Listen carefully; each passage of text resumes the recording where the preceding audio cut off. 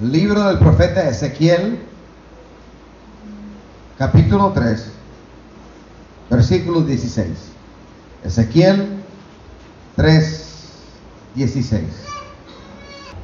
Leo en el nombre del Padre, del Hijo y del Espíritu Santo.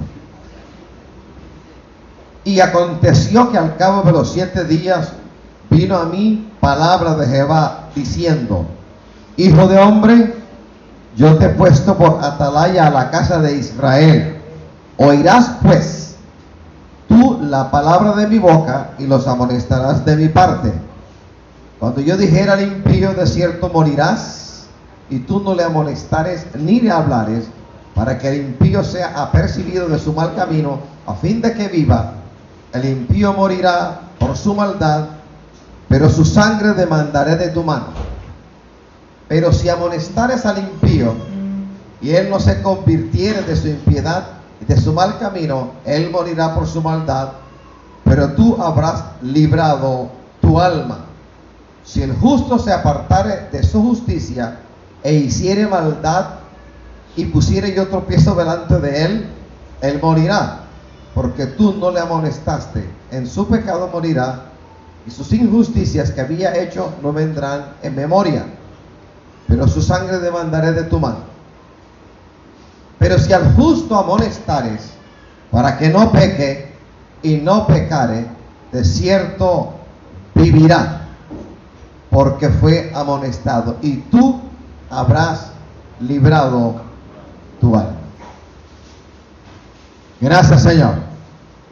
Vamos a leer el capítulo 33 desde el versículo 1 hasta el 9, y usted me va a ayudar. Yo voy a leer un versículo y usted va a leer en alta voz el siguiente, meditando en lo que la palabra nos trae. Vino a mí palabra de Jehová diciendo, siga usted.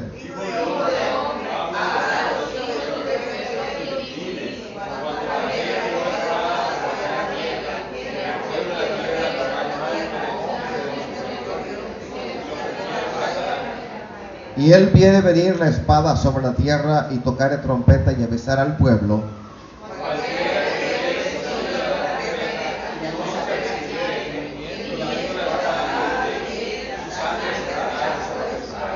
El sonido de la trompeta oyó y no se apercibió. Su sangre será sobre él, mas el que se apercibiere librará su vida.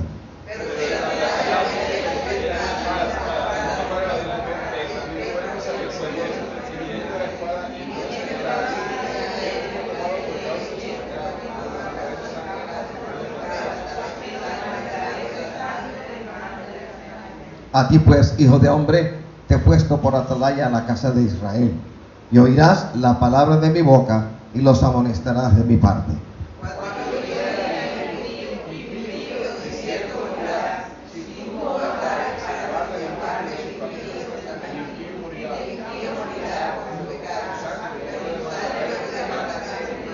Y si tú avisares al impío de su camino, para que se aparte de él, y él no se apartare de su camino, él morirá por su pecado, pero tú libraste tu vida. Se puede sentar.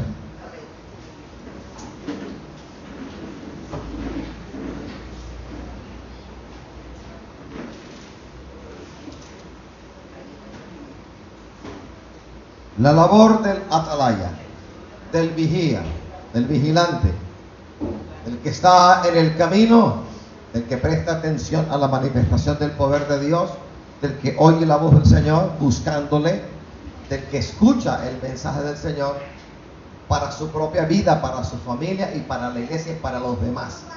He ahí la labor del atalaya, he ahí la labor del vigilante, he ahí la labor del vigía. Estamos hablando del libro del profeta Ezequiel.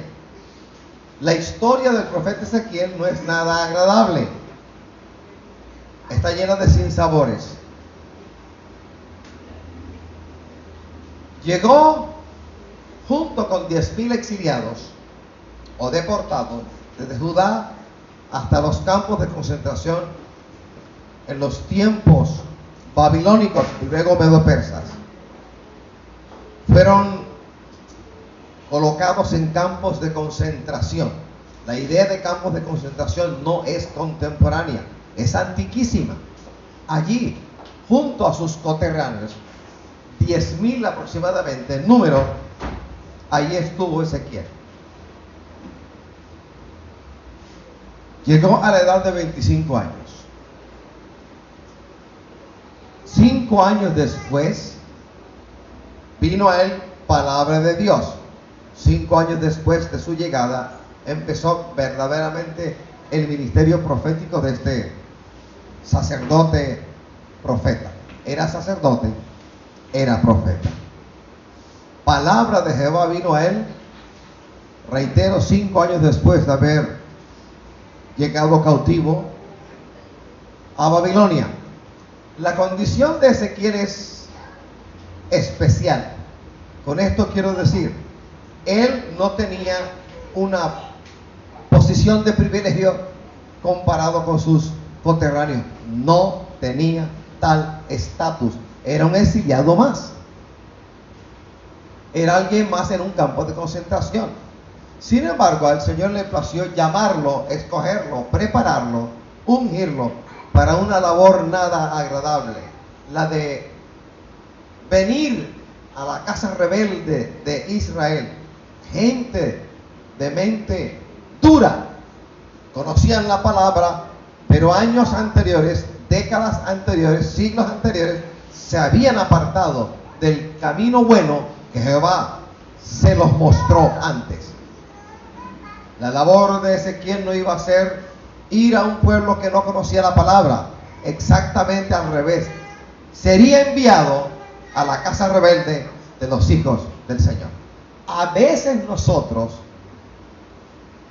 creemos que ir al mundo, tratar con gente del mundo, es una labor difícil. Y créame que si yo comparo esa labor con la labor de hablar a gente que conoce la palabra, yo personalmente concluyo que es el doble de difícil hablarle a alguien que ya conoce la palabra y que anda en su propio mal camino, que ir al mundo y hablar a gente que es tabla rasa, que no han oído la palabra, que no han degustado la salvación en Cristo Jesús.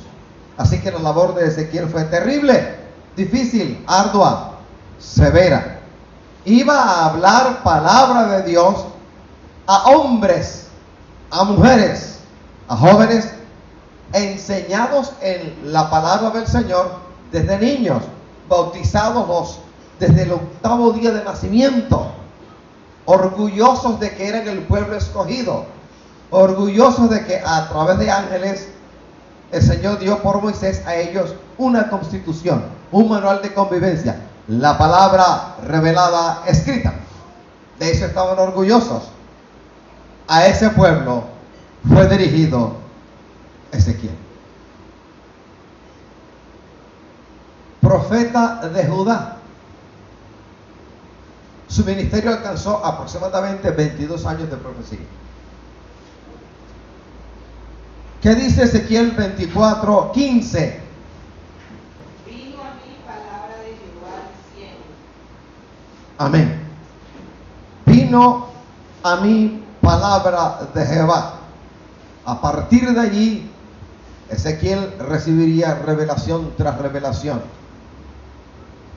amonestación sobre amonestación, para dirigirse a un pueblo rebelde, un pueblo contumaz, un pueblo temerario, un pueblo de oídos sordos, que viendo no veían y que oyendo no escuchaban, no entendían.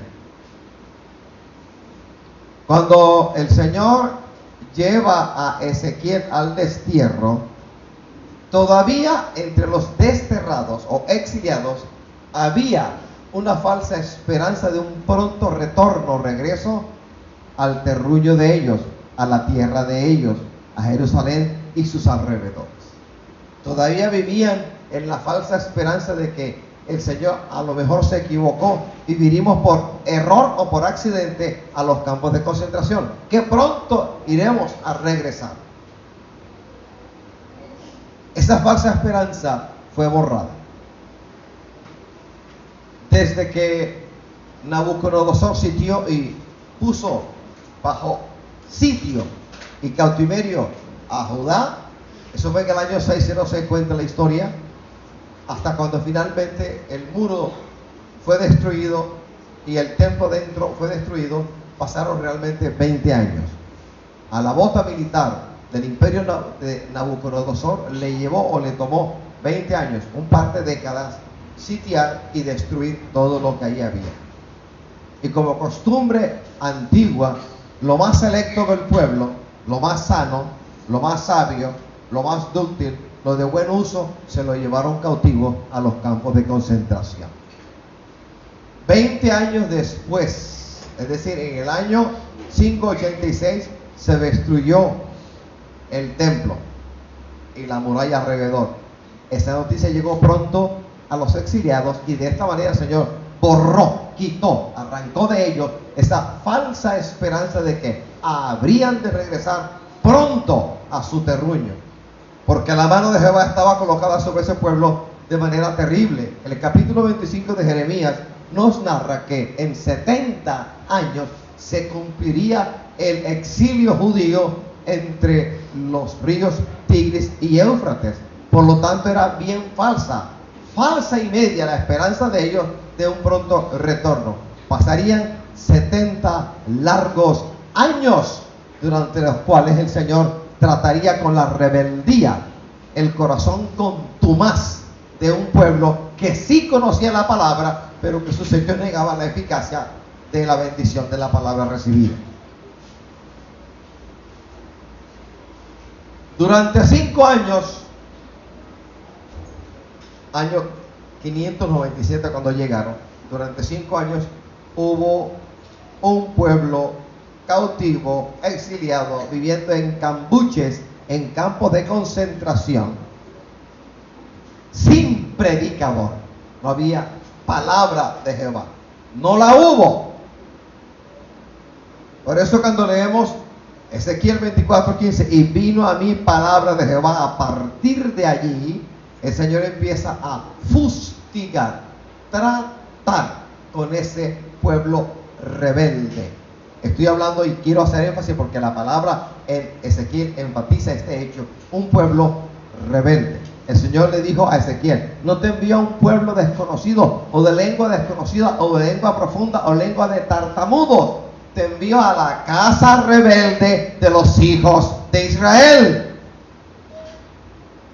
Alguien diría, pero bueno, entonces a Ezequiel le fue peor que a Daniel. Daniel fue llevado cautivo en el año 606. El púlpito de Daniel fue la cohorte babilónica y luego la cohorte medo-persa. Así lo designó el Señor. A Jeremías se le permitió quedarse en la tierra. A Jeremías se le dio por púlpito la calle. Jeremías se acercaba en los días de solemnidad de fiestas al templo y a la entrada se colocaba a los lados y daba la profecía.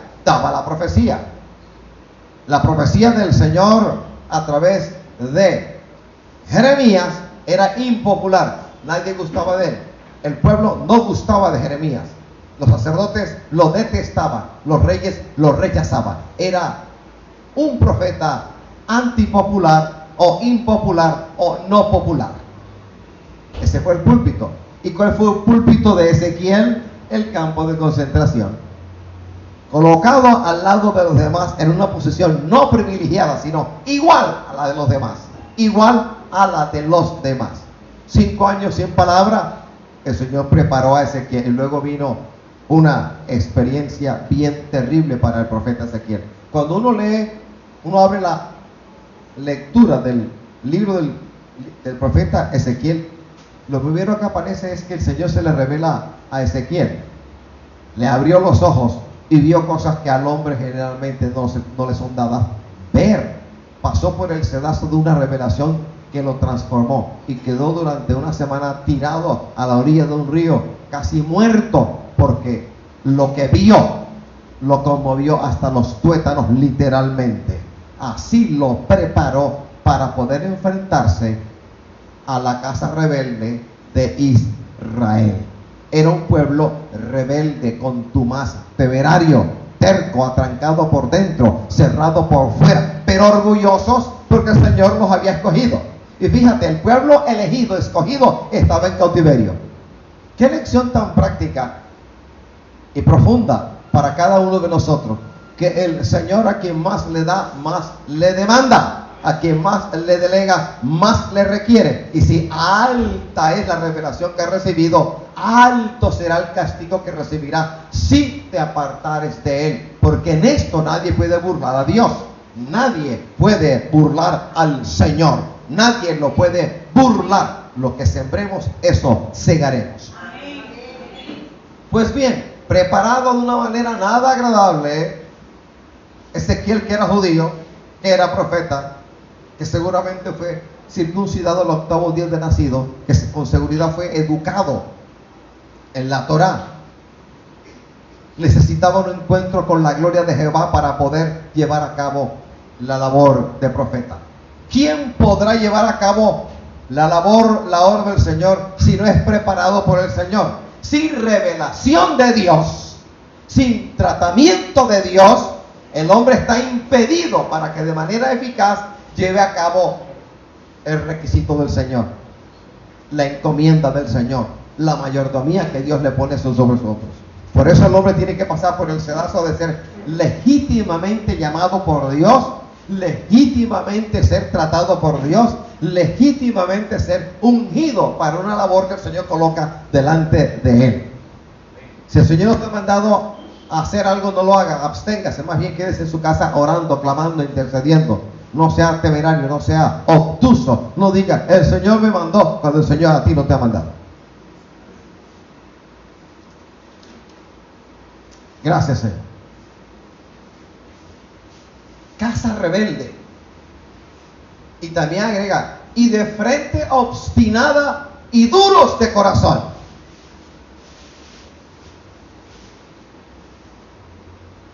Cuando yo leo Ezequiel, encuentro en su profecía que predomina el elemento sacerdotal. Recuerde que él era sacerdote profeta. La labor que el Señor llevó a cabo a través de Ezequiel con su pueblo fue muy especial, puntual, específica. En el destierro no tenían un templo físico al cual ir a adorar. El templo había sido destruido ya por Nabucodonosor. Y lo que más querían, lo que más adoraban, de hecho dentro del templo de Jerusalén ya había inmundicia. De hecho algunos sacerdotes habían iniciado un culto al dios Sol dentro del templo de Jerusalén. Estaba contaminado, estaba inmundo, no era apto. Decían que eran de Dios, invocaban el nombre de Jehová en el templo, pero el Señor ya no estaba en el templo. Se quedaron con el templo, mas no con el Dios del templo, por su inmundicia, por su pecado. Así que lo que más adoraban, el Señor se los arrancó de tajo a través de la bota militar del imperio dirigido por Nabucodonosor. Primera característica del pueblo al cual el Señor envió a Ezequiel. No había templo. No había templo. No lo había. Las sinagogas aparecieron después, bajo los reyes medo-persas. Pero en el momento de la deportación, de llegar allá, no había templo. Segunda característica. Si estaban en exilio, no eran autónomos, no eran independientes, dependían del imperio que les había subyugado, arrancado de su casa y plantado en campos de concentración. Comida, bebida, las circunstancias, las condiciones no las ponían ellos, las ponía Babilonia y luego Medo-Persia. Y tercero, algo que caracteriza al pueblo hebreo, al pueblo árabe, es el mercadeo. Comprar, vender, y en la apretazón con la cual les apretó el Señor el exilio, no podían ni vender ni comprar. En pocas palabras, sin templo, sin independencia o sin autonomía. Y tercero, sin poder comprar o vender, el Señor los arrinconó, los apretó, los preparó de esta manera para que empezaran a escuchar una palabra que el Señor les habría de traer a través de Ezequiel. De esta manera los preparó. No se meta con el Señor, que yo sé que el Señor es capaz de apretarte o apretarme, arrinconarnos, cortar todo lo que Él tenga que cortar, para entonces y solo entonces nos quedemos quietos y escuchemos su voz, su palabra, su instrucción. Si lo hizo con Israel, lo puede hacer con la iglesia, lo puede hacer contigo, lo puede hacer conmigo. Si nos desviamos, si nos torcemos, si nos convertimos en la circunvalar vieja o nueva de Barranquilla, el Señor es capaz de hacerlo, porque Él a quien ama disciplina, al que toma por hijo azota. Capítulo 12 del libro de Hebreos. Y no me venga con el cuento de que Dios es amor. ¿Cómo puede un Dios de amor castigar? El que no castiga no ama. Primera de Corintios capítulo 13, el capítulo del amor. Lea lo que es el amor. Ese es el amor de Dios. Mira lo que hizo el Señor. Te voy a repasar, recapitular. ¿Qué movimiento tan tremendo? El primer movimiento fue advertir. El primer destierro fue con sus hermanos, los vecinos del norte. Les mandó profetas, videntes, hombres de Dios, se los envió a amonestarlos. Algunos no los escucharon, a otros apedrearon, a algunos otros quitaron la vida.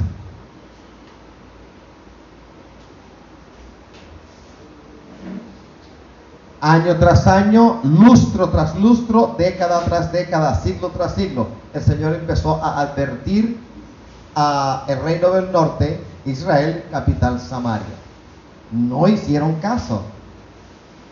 Y vino una inundación de un ejército horrible. Los ninivitas, Nínive, la capital del imperio asirio, entraron, los tomaron cautivos y los llevaron a un par de ciudades o ciudadelas más allá del río Éufrates, en donde ellos los colocaron, les arrancaron la posibilidad de hablar su propia lengua y los hicieron mezclarse con otros pueblos y otras tribus. Eso ocurrió para la sorpresa mayúscula de los que se decían somos hijos de Dios y nada malo nos puede ocurrir. 135 años aproximadamente después, el turno fue para Judá. Judá tuvo entonces el mismo tiempo que que Israel, capital Samaria, de arrepentimiento. Y le agrego 135 años más, porque supieron del cautiverio por parte de Asiria, de sus hermanos del norte. Tuvieron mínimo 135 años en aproximación para arrepentirse, para volver a las sendas antiguas, para dejar de hacer lo malo, para ser verdaderamente un pueblo elegido por Dios, un pueblo servidor de Dios, un pueblo obediente a Dios. Pero no, así no ocurrió. Ahola o Ahola, la hermana prostituta del norte, Aholiba o Aholiba, la otra hermana prostituta, la menor, la que se llenó de soberbia y quiso ser más prostituta que la hermana del norte. Y este lenguaje no lo estoy inventando, está en la palabra. Porque como prostituta el Señor vio a Israel, y como prostituta el Señor vio a Judá, y tenían que amonestarlas y tenían que tratar con ellas. Así que estoy contando un periplo. ¿Y qué ocurre con Judá? Vinieron los profetas, vino palabra de Jehová, amonestación por aquí, amonestación por allá, un poquito por aquí, un poquito por allá, un versículo aquí, otro allá, un capítulo aquí, otro allá, un libro aquí, otro libro allá, amonestación sobre amonestación. Y no hicieron caso. Diríamos en costeñol, entró por aquí y salió por acá. No, yo digo algo peor, ni siquiera entró.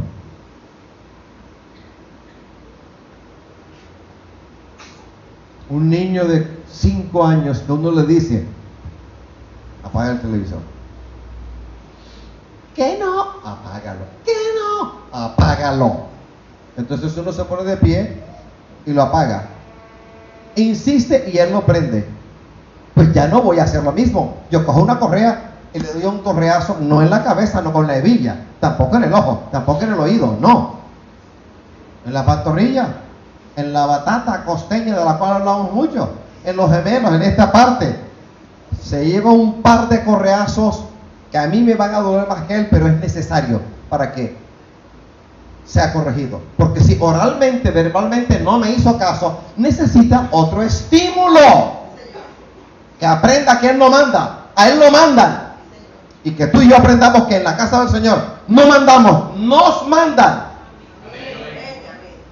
Entonces, si te amonesta el Señor y sigues en la misma de siempre, lo mismo que antes, no te sorprendas que un día de estos el Señor haga algo o permita algo y luego los ayes van a salir de ti y vas a pedir: ayúdeme, pastor, ayúdeme, hermana, ayúdeme, Barranquilla, ayúdame, Colombia, porque te descuidaste, te deslizaste. Poco a poco vino la advertencia, y cuando vino el diluvio no estabas preparado. Tus pies no estaban colocados sobre la roca, sino sobre la arena, y construiste la casa sobre la arena, y llegó el agua, la inundación, y se la llevó. Eso le ocurrió a este pueblo de Judá.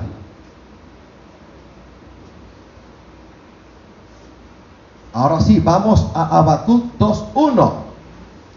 Ese es el escenario en el cual se da la palabra del Señor. Sobre mi guarda estaré, sobre la fortaleza afirmaré pie, y velaré para ver lo que se me dirá, y que he de responder tocante al bien. Pues Habacuc 2:1, según lo que la hermana gentilmente nos ha leído, habla de atalayar solo con el propósito de esperar la manifestación del poder de Dios. He ahí tu labor, he ahí mi labor, la de atalayar por la manifestación del poder de Dios. Vamos a Isaías 52:8, libro del profeta Isaías, en el capítulo 52, en el versículo 8. Voz de tu atalaya, alzarán la voz, a una voz gritarán de júbilo, porque con sus propios ojos verán que Jehová vuelve a traer a Sion. Eso ocurrió después. Después de 70 años el pueblo regresó, pero hubo necesidad de los 70 años. Isaías 62:6, ¿qué dice? Muros, oh Jerusalén, he puesto guardia, todo el día y toda la noche, no callarán jamás, los que os acordáis de Jehová, no reposéis. Entonces, Habacuc 2:1, Isaías 52:8, Isaías 62:6 nos traen a la memoria un mandato, una necesidad de cada uno de nosotros como iglesia: el atalayar. Y para atalayar, es decir, para estar al pendiente de el mover de la mano de Jehová, uno tiene que estar enchufados, pegados en armonía con él, a través de la sustentadora oración, a través de la práctica de la oración, pegados al Señor, para que en sueños, en la experiencia onírica, o en palabra profética, o en voces al corazón, o audible, o presencia de ángeles, o a través de cualquier otro método o medio, el Señor nos pueda hablar, advertir a nosotros de lo que está ocurriendo en nuestro entorno, en el entorno de la casa, en el entorno de la familia, en el entorno del trabajo, o en el entorno de la iglesia. He ahí que eres atalaya. Para eso te llamó el Señor. Te levantó para atalayar tu propia vida, para atalayar tu familia, para atalayar la iglesia, y por extensión para atalayar la ciudad de Barranquilla y nuestro país, Colombia. ¿Qué dice Ezequiel 3:16? Aconteció que al cabo de los 7 días vino a mí palabra de Jehová. Ezequiel 3:7. Así pues, hijo del hombre, te he puesto por atalaya a la casa de Israel, y oirás la palabra de mi boca, y lo amonestarás de mis manos. Así que la palabra que vino de Jehová para Ezequiel era dirigida de paso a él, pero básicamente era a Israel. Es decir, según Ezequiel capítulos 3 y 33, y en general todo el libro de Ezequiel, aquí vemos el llamamiento que Ezequiel recibe de parte de Dios de ser atalaya del pueblo judío en cautiverio. Su labor era atalayar, su trabajo era atalayar a los demás, es decir, verlos, vivir con ellos, darles una palabra del Señor, amonestarlos. ¿Qué es una atalaya? Un centinela, uno que vigila, un vigía, o de una ciudad o de un cuartel general del ejército. Vamos a 2 de Samuel, capítulo 18. Libro 2 de Samuel, capítulo 18, de los versículos 24 al 27. Y David estaba sentado entre las dos puertas, y el atalaya había ido al terrado por la puerta del muro. Y alzando sus ojos, miró y vio a uno que corría solo. El atalaya dio primero voces y lo hizo saber al rey. Y el rey dijo: si viene solo, buena señora trae. En tanto que él venía acercándose, vio al atalaya a otro que corría, y dio voces al atalaya portero diciendo: he aquí otro hombre que corre solo. El rey dijo: ese también es mensajero. Y el atalaya volvió a decir: me parece el poder del primero como el poder de Ahimaaz, hijo de Sadoc. Y respondió el rey: ese es un hombre de bien y viene con buenas nuevas. Amén.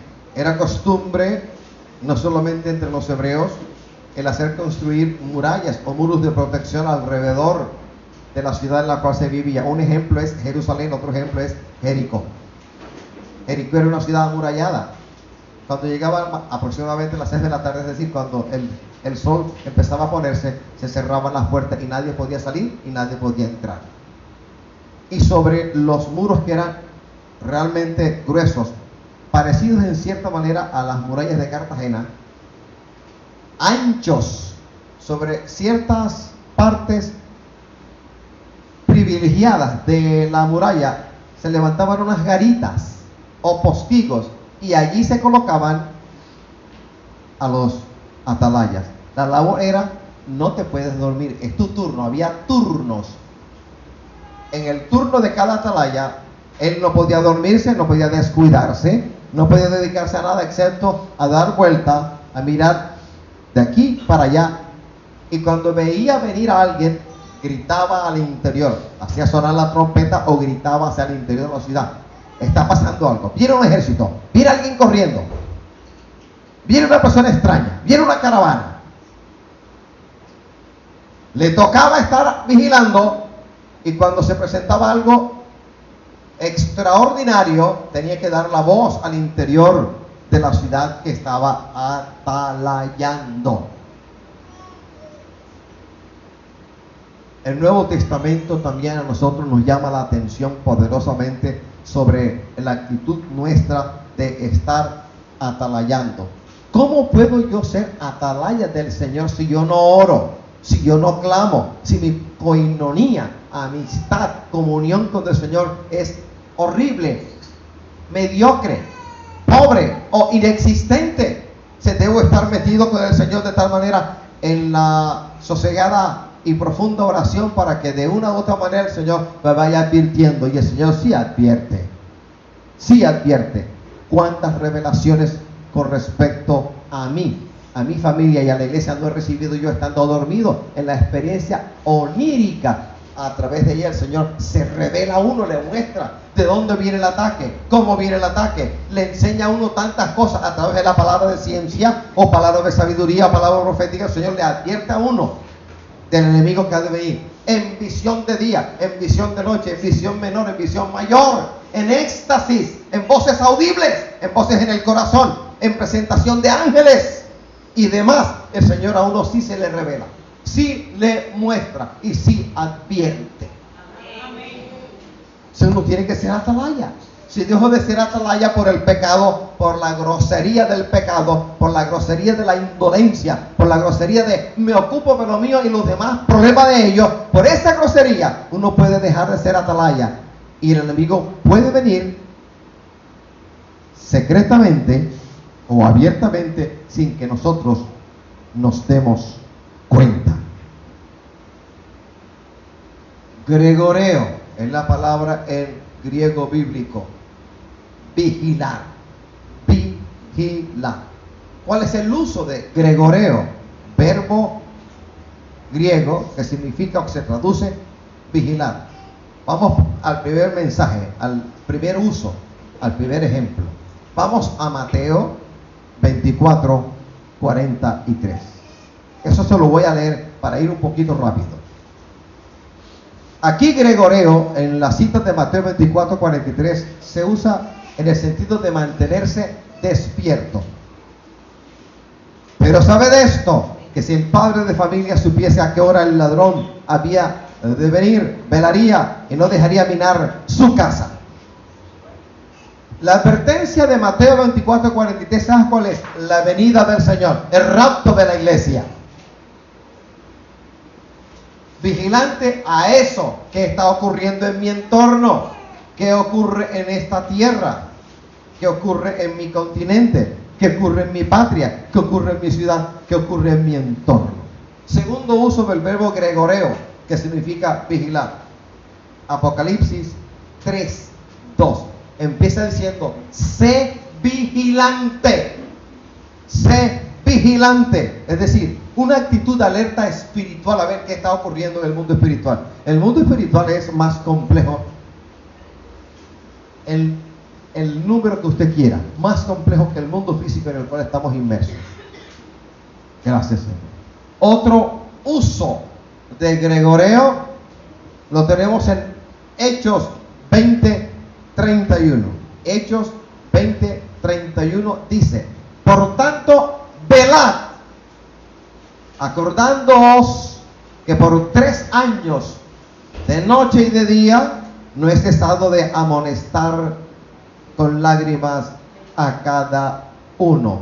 Discurso de despedida del apóstol Pablo estando en Mileto. Póngase de pie. En la vida nuestra todo tiene su valor. Créame que sí, todo tiene su valor, su uso. Un carro tiene un valor y tiene un uso, una utilidad. La ropa tiene una utilidad, los zapatos tienen un uso, una utilidad. Todo tiene su valor. El alimento que uno consume diario tiene una utilidad. Este púlpito tiene un propósito, una utilidad. Todo tiene un propósito, pero si yo comparo el valor y el propósito, la utilidad de lo que nos rodea con el propósito, el valor y la utilidad de la vida eterna, la diferencia es tan abismal que no cabe hacer la diferencia, no cabe hacer la comparación. Todo es perecedero, todo es perecedero en esta tierra, excepto lo de Dios en nuestra vida. Señor te ha llamado a ser atalaya, así como Ezequiel vivió en unas circunstancias muy adversas. Las de ahora no son tan agradables que digamos. En el plano espiritual hay unas circunstancias nada agradables. En Barranquilla, por no ir a otra ciudad, usted es testigo de cómo muchos siervos del Señor se han desviado de las sendas antiguas, del único camino que conduce a la vida eterna, Jesucristo, y han traído a sus iglesias, a sus congregaciones y aún a sus vidas una palabra que no ha venido del Señor. El énfasis desmedido en las ganancias deshonestas, el énfasis desmedido en el asunto de la política, ha desvirtuado el valor del evangelio en muchas vidas, en muchas congregaciones. Así que en tanto yo esté vivo o alguien me reemplace y esté aquí, esperamos de todo corazón que jamás cambiemos con respecto a nuestra postura ante aquel que nos llamó y nos trajo a atalayar la iglesia y tu vida. Por eso, cuando yo le hable duro, no se ponga bravo con ese pastor, si regaña, porque si tú te pones delante del Señor, ese no te va a regañar, te va a arrancar la vida. No temas al que puede matar el cuerpo, más bien teme al que tiene el poder de tomar el alma y arrojar al infierno. ¿Y sabe quién es? No es Satanás, es Jesucristo el Señor. Toda potestad me es dada en el cielo, toda potestad me es dada en la tierra. Dice la palabra, hablando Jesús de sí mismo. Padre, te doy gracias por tu palabra. Perdónanos por el descuido mayúsculo de no orar, de no meditar en ti, de echarte a un lado con el diario vivir. Ayúdanos a hacer lo que nos toca hacer, pero también ayúdanos a no descuidar nuestra relación contigo. Ayúdanos a ser un verdadero atalaya como lo fue Ezequiel en los tiempos del destierro, exilio judío. Ayúdanos, Señor. Ayúdanos.